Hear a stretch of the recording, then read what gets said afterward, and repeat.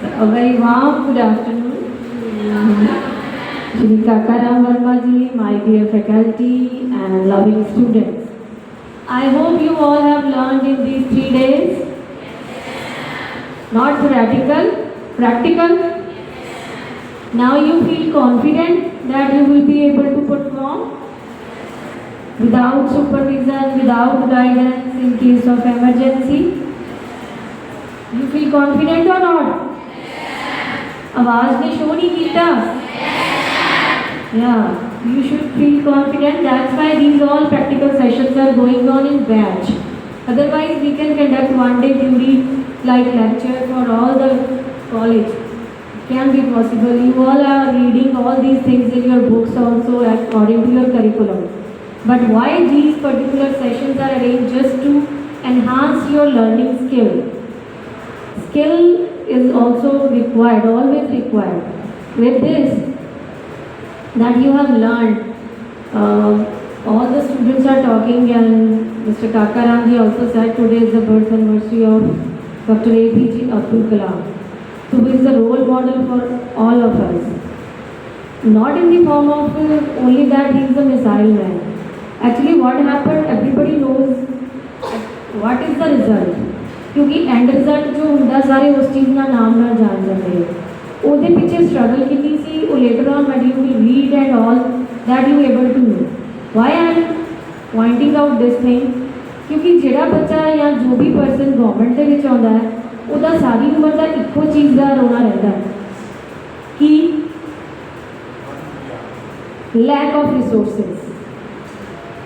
ਜੀ ਸਾਨੂੰ ਤਾਂ ਕੁਛ ਮਿਲਦਾ ਹੀ ਨਹੀਂ, ਅਸੀਂ ਕੀ ਕਰੀਏ, ਸਾਡੀ ਪ੍ਰੋਗਰੈਸ ਤਾਂ ਨਹੀਂ ਹੋਣੀ. But in front of you today is that ਡੇ ਜਿਹਨੇ ਰਿਸੋਰਸਿਸ ਨੂੰ ਆਪਣੀ ਹਿੰਡਰੈਂਸ ਨਹੀਂ ਆਉਣ ਦਿੱਤਾ, ਆਬਸਟੈਕਲ ਨਹੀਂ ਬਣਾਉਣ ਦਿੱਤਾ.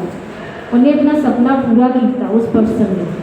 ਉਹਦੇ ਲਈ ਹਿੰਡਰੈਂਸਿਸ, ਆਬਸਟੈਕਲਸ, ਲੈਕ ਆਫ ਰਿਸੋਰਸਿਸ ਦੀ ਤਾਂ ਕੁਛ ਹੈ ਹੀ ਨਹੀਂ ਸੀ. ਈਵਨ ਦੋ ਇਹ ਗੱਲ ਕਹਿਣੀ ਬਹੁਤ ਸੌਖੀ ਹੈ ਕਿ ਵੀ ਹਾਂਜੀ ਇਹ ਗੱਲ ਕਰਤੀ ਕਿ ਉਹ ਛੋਟੀ ਉਮਰ 'ਚ ਨਿਊਜ਼ਪੇਪਰ ਵੇਚਦੇ ਸੀ, ਕੁਛ ਸੀ. ਇੰਨੀ ਸਟਰਗਲ ਤੋਂ ਬਾਅਦ ਵੀ ਕਿਤੇ ਜਾ ਕੇ ਅਸੀਂ ਇਹ ਸੋਚਦੇ ਹਾਂ ਬੀਇੰਗ ਹਿਊਮਨ ਬੀਇੰਗ ਅਸੀਂ ਵੀ ਢਲ ਜਾਂਦੇ ਹਾਂ, ਸਾਡੀ ਐਂਥੂਸੀਆਜ਼ਮ ਜ਼ੀਰੋ ਹੋ ਜਾਂਦੀ ਹੈ. ਪੜ੍ਹ ਲਿਖ ਕੇ ਵੀ when he started the job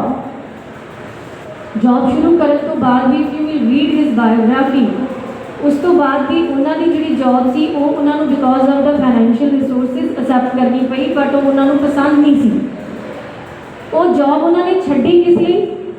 ਤੇ ਘੱਟ ਸੈਲਰੀ ਵਾਲੀ ਜੌਬ ਲਈ, ਤੇ ਉੱਥੇ ਸਪੋਰਟ ਵੀ ਘੱਟ ਸੀ. Because to fulfil his dream of at end he became the missile man.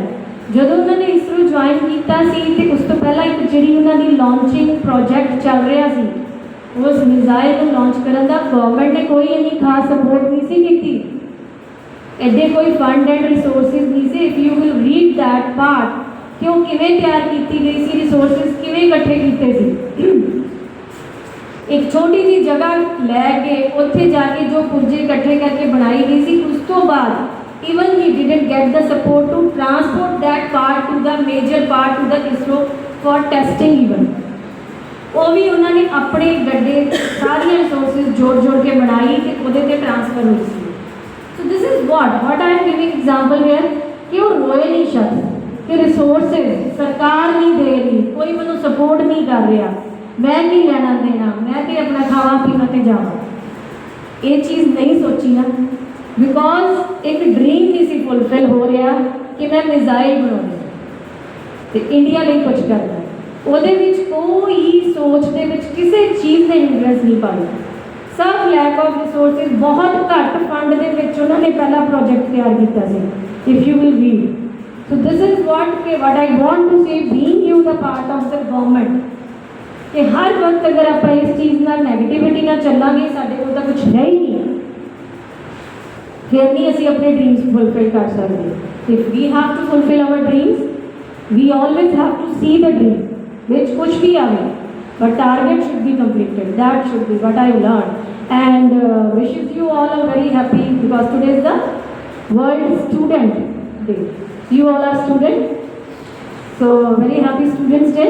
So enjoy your day as a student. in commemorating the birth anniversary of Dr. APJ Abdul Kalam. Thank you so much to all of you, and special thanks to Dr.